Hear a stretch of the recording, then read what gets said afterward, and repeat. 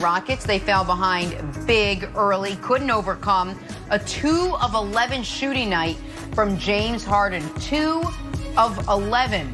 Anthony Davis was great for the Lakers. LeBron was great for the Lakers. He was 1 assist shy of a triple-double. And the Lakers get the win, but the story in this one, James Harden. Here he is after last night's loss. James, in a game with so much at stake, why did you guys seem so flat through 3 quarters? Good question.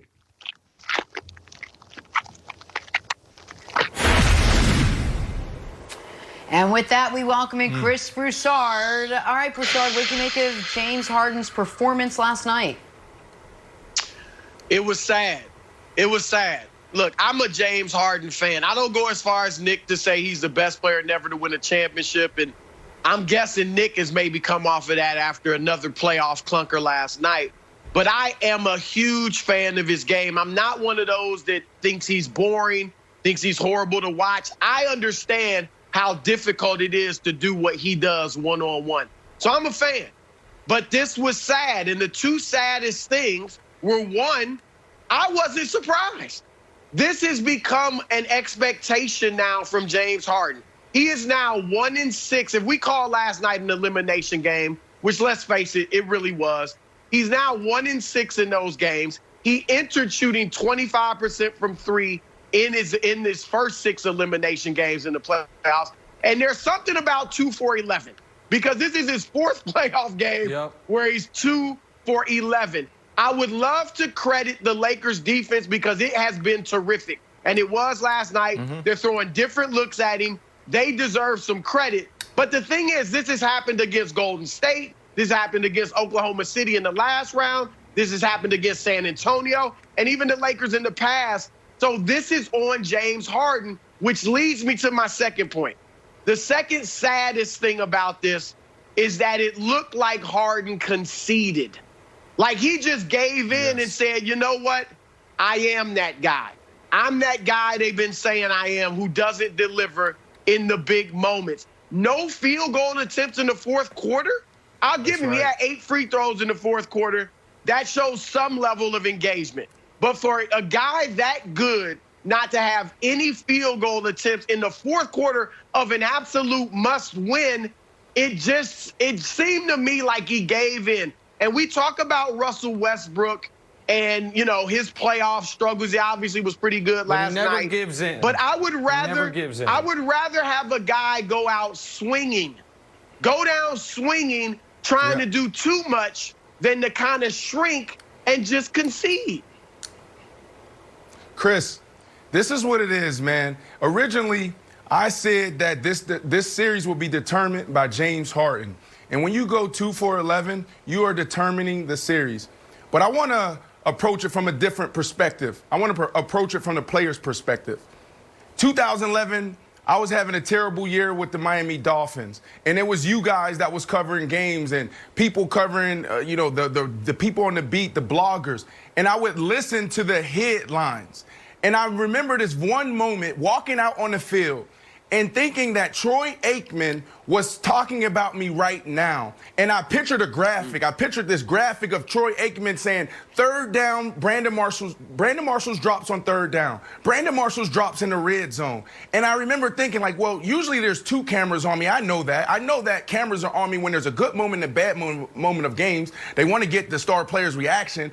But now there's probably like 4 cameras on me and graphics being built around me because I'm having a bad season. And you are right. There's something seriously going on with James Harden, because when you look at him being detached, when you look at how he's responding in his press conferences, there's something disturbing is happening. James Harden needs to double down on who he is. Now, is it too late now? Yes. But this offseason, he needed to look himself in the mirror and say, who am I? Which you already know. I dominate the basketball. I give a decent effort on defense, but that's who I am. Get the guys around you that can play with you. You need more continuity, but don't try to be what you're not.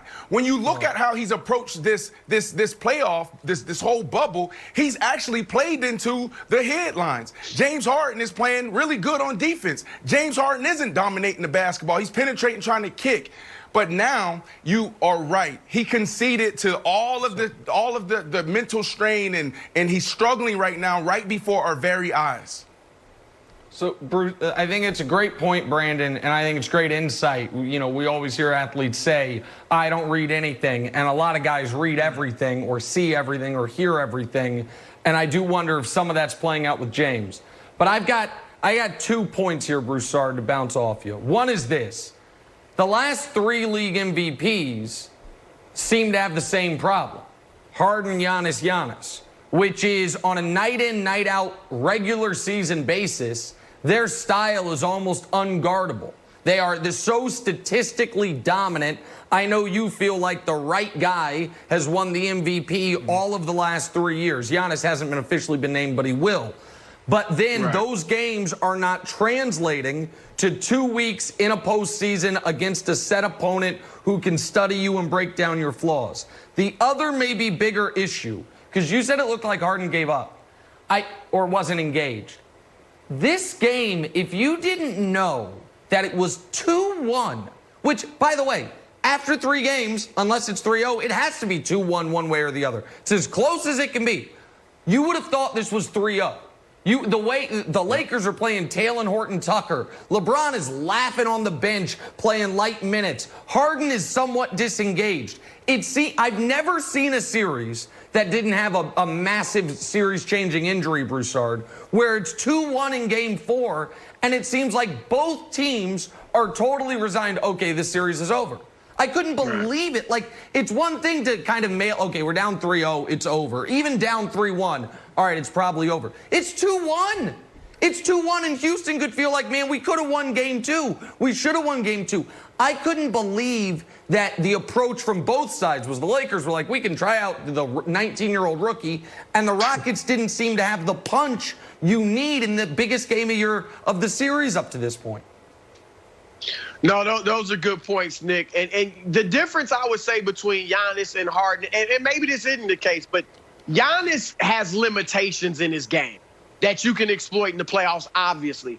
Harden, I think, is limiting himself. Again, defenses can, do a better job against him in the playoffs, but I think he's limiting himself, whereas I think Giannis is just being limited by the fact that he doesn't have certain moves and shots in his game.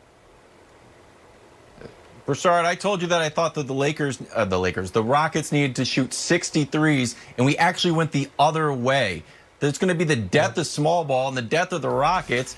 But they didn't shoot enough threes. It went from 51 to 39 against the Lakers, and the last 2 went 31. Shout out to Rob Perez for putting this on Twitter. He did an excellent job to surface this, so shout out to Rob. But this is how they're going to go out, by not shooting enough threes. And Broussard, I know you're not going to give Frank Vogel and LeBron any credit. I think they deserve way more credit than anyone is giving them for really locking Harden down. And maybe I'll meet you halfway. If you get Harden frustrated, you can break his spirit, especially on a neutral court where there's no crowd to get him fired up. But I think Vogel and LeBron deserve more credit for sort of breaking the spirits of the Rockets, Jenna. Wild's always trying to give LeBron credit. This isn't about LeBron. We may be saying bye-bye to small ball. Lakers will try to close out this series. Words, we're all talking. Coming up, Brady, Brady, Football Sunday on Fox. Talking.